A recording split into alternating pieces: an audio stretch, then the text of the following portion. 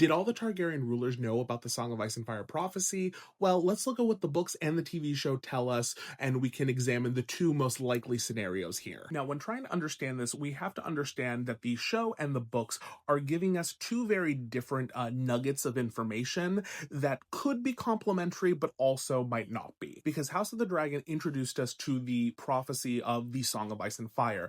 That is something that had not been specifically named in the books, but we were told by the showrunner that George R. R. Martin gave them that tidbit himself.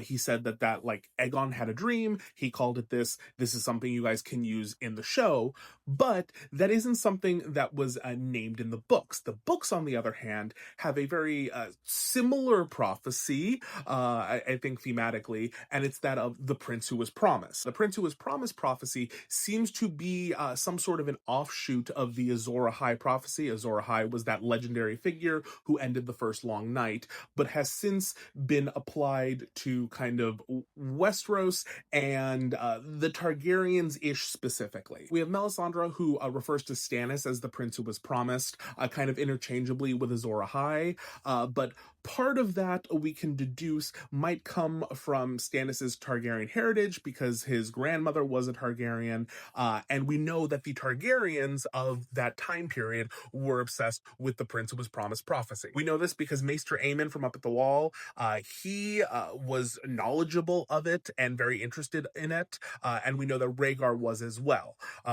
People initially thought that Rhaegar, and even Rhaegar himself, thought that he might be the Prince Who Was Promised, but then eventually Rhaegar started to believe that it was his son, Aegon, with his wife Elia Martell. Now the issue is these prophecies seem to be functioning in a very similar way, but they are referred to very distinctly. In the TV show, Aegon calls his dream, the dream that inspired him to conquer Westeros, the Song of Ice and Fire, and because he saw that, you know, that great danger out of the north, the others, the White Walkers, were going to come down, and they needed Targaryens and presumably dragon fire and dragon kind of magic to combat that. And then similarly, the Prince Who Was Promised is meant to be a Targaryen prince or princess, depending on the gender of it, and that is supposed to be the person who kind of fulfills the same role. And so when we consider the two scenarios of whether all of the Targaryen rulers were aware of Aegon's prophecy, we basically need to decide whether we think these prophecies are one and the same and they're just being called something different, or if there was a break in the middle, if the Song of Ice and Fire prophecy stopped being passed down, and then at some point, the Prince Who Was Promised prophecy kind of showed up. Now, technically, both of them could be true, but we don't have all of the information to confirm it one way or the other. Okay, so let's go through scenario one, where they are essentially the same prophecy, just in the modern day, we're referring to it a little differently. Could it have possibly been passed down from Aegon and survived the Dance of the Dragons to get to the present?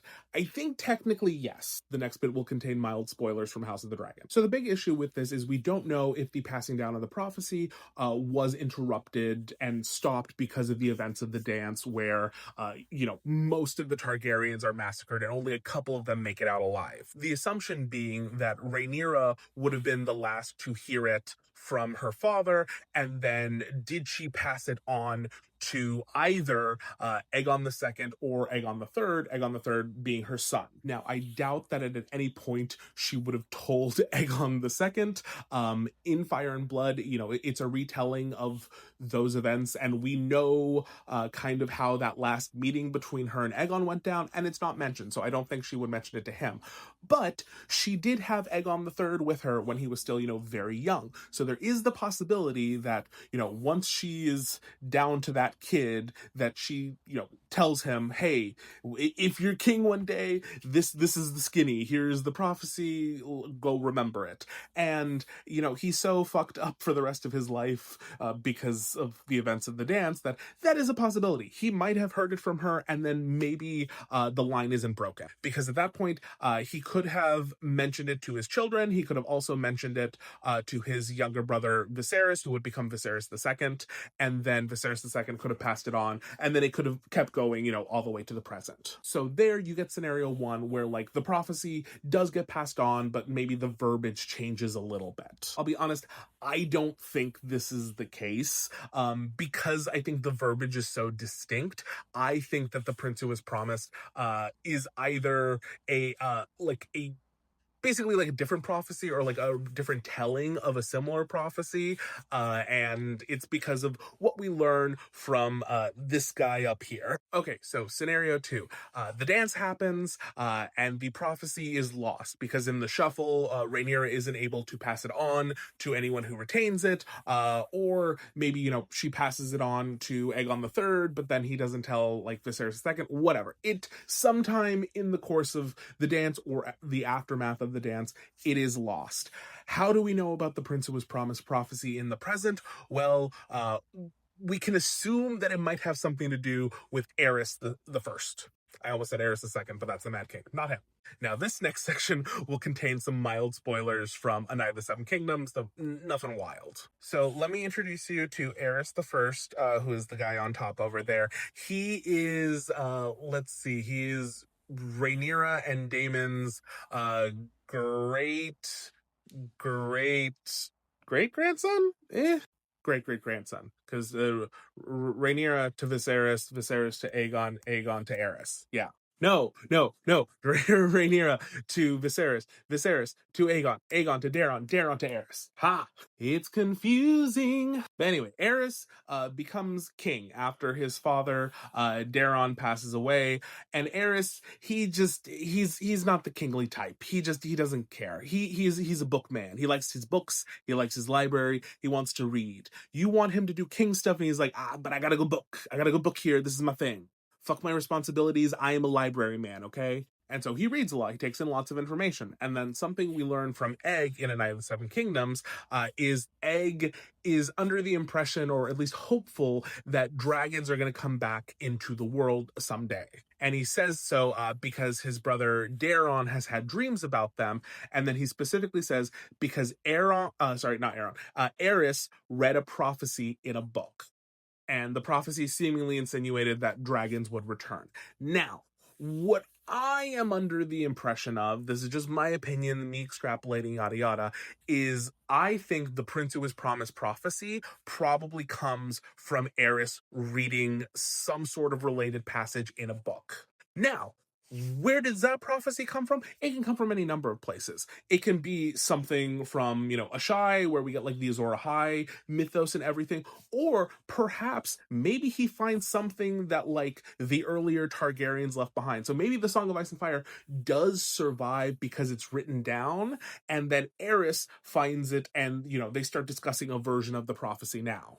Because that prophecy implies like the return of the dragons, and my assumption, based on kind of just what we know from the Song of Ice and Fire and the Prince Who Was Promised, is you need a Targaryen, probably with some sort of affinity or affiliation with dragons, to stop the New Long Night. Because you need, because if the Song of Ice and Fire is these, you know, primordial forces, like the overarching series theme, not just like the prophecy, if the overarching series theme is, you know, the others versus like Daenerys and Dragonfire, which is what George has said the series is about, then I think we can assume that Dragonfire would be a necessary part of the Prince Who Was Promised, and therefore the Song of Ice and Fire prophecy. Are you confused? I'm not confused. What are you talking? I explained that so clearly. Say thank you. Yeah. But anyway, I think that's how this prophecy becomes such a huge part of like the family again, and how so many people kind of become obsessed with like iterations of it, because we know Egg hears about this prophecy from Aerys reading it.